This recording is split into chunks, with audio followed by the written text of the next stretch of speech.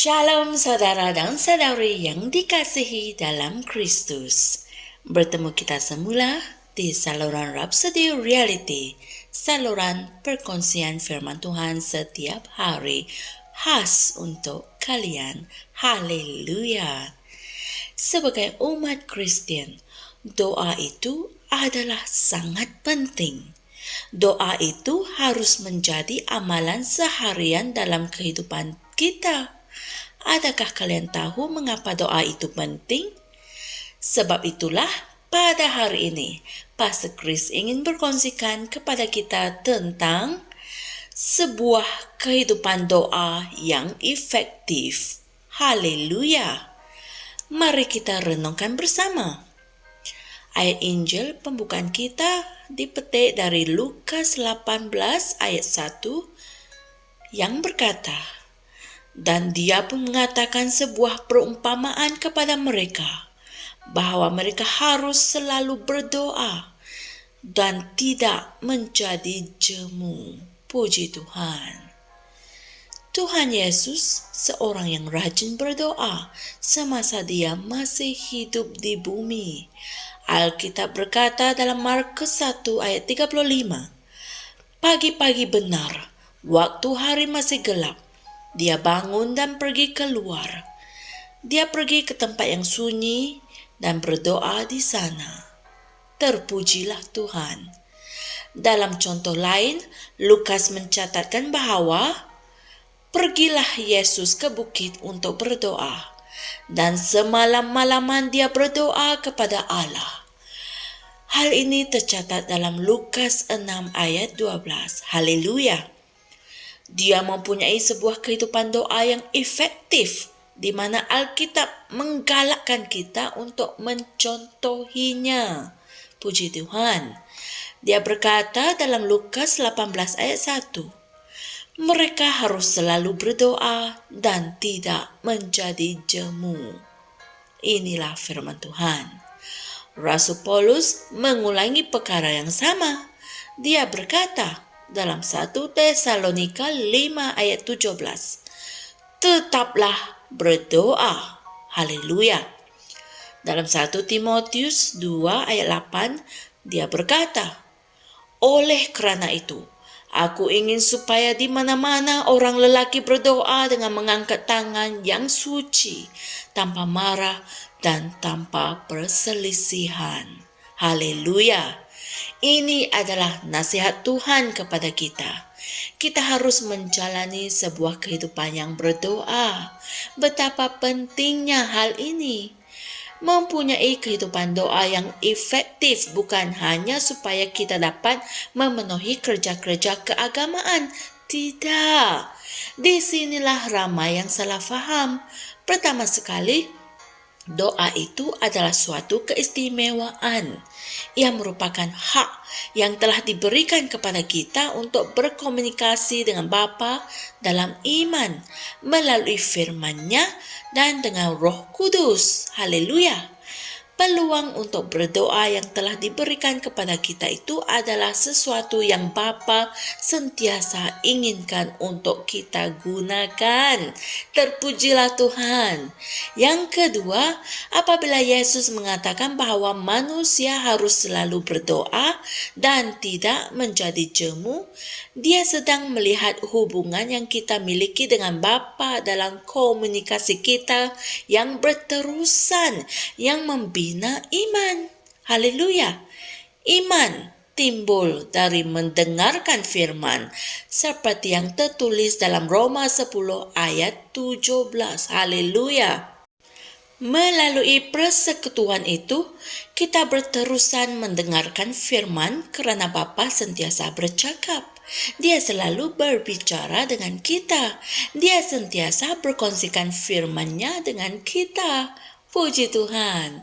Sebab itulah Paulus mengajar kita untuk berdoa dalam 2 Korintus 13 ayat 14 yang berkata, "Kasih karunia Tuhan Yesus Kristus dan kasih Allah dan persekutuan Roh Kudus menyertai kamu sekalian." Amin.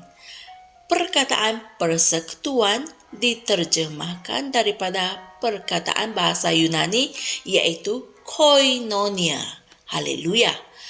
Belajarlah untuk meluangkan masa untuk berbicara kepada Tuhan dalam doa. Ia akan membawa suatu perubahan yang luar biasa ke dalam hidupmu yang tidak pernah kamu bayangkan. Haleluya! Saudara dan saudari semua, mari kita sama-sama berdoa. Ya Bapa, aku mengucapkan terima kasih atas manfaat luar biasa hasil dari menjalani kehidupan yang berdoa. Aku mengambil kesempatan dari keistimewaan dan peluang untuk berdoa ini. Aku berdoa dalam kekuasaan firman, serta dalam wahyu dan pengertian akan firman. Bahkan sekarang, aku berdoa untuk manusia di setiap tempat, mengisytiharkan berkat Tuhan dan penguasaan kebenaran ke atas bangsa-bangsa dan para pemimpin mereka. Dalam nama Yesus. Amin. Untuk renungan tambahan, sila kaji dan pelajari ayat-ayat Injil berikut untuk memahami dengan lebih lanjut tentang perkongsian atau mesej kita pada hari ini, yaitu Efesus 6 ayat 18, Yohanes 15 ayat 16, dan Yohanes 15 ayat 7. Haleluya! Betapa diberkatinya kita untuk berdoa. Saya percaya kalian semua telah mengerti mengapa ianya penting untuk kita berdoa dan tidak jemu. Renungkan semula perkongsian ini berulang-ulang kali. Ia pasti akan mendorong kalian untuk berdoa sentiasa. Puji Tuhan.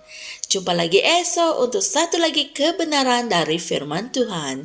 Tuhan berkati. Shalom. Kami percaya saudara-saudari semua telah diberkati dengan perkongsian firman dari Rhapsody Reality.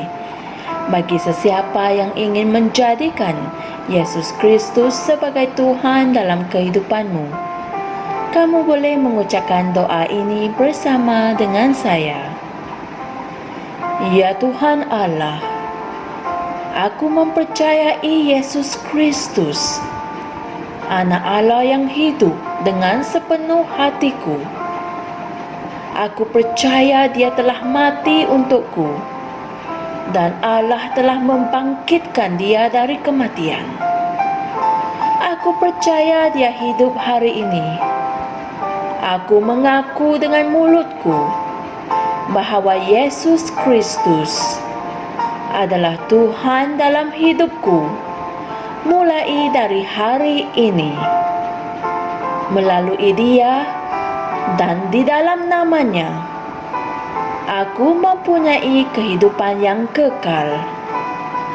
Aku telah dilahirkan semula. Terima kasih Allah kerana menyelamatkan jiwaku. Aku sekarang adalah anak Allah. Haleluya. Tanya, sekarang kamu telah menjadi anak Allah. Untuk apa-apa sebarang pertanyaan atau untuk mendapatkan lebih banyak maklumat mengenai bagaimana untuk bertumbuh sebagai seorang Kristian, Anda semua boleh hantar mesej di akaun Facebook kami atau email kami di tni.msia@gmail.com. Sekali lagi, tni.msia@gmail.com. Tuhan berkati Anda semua.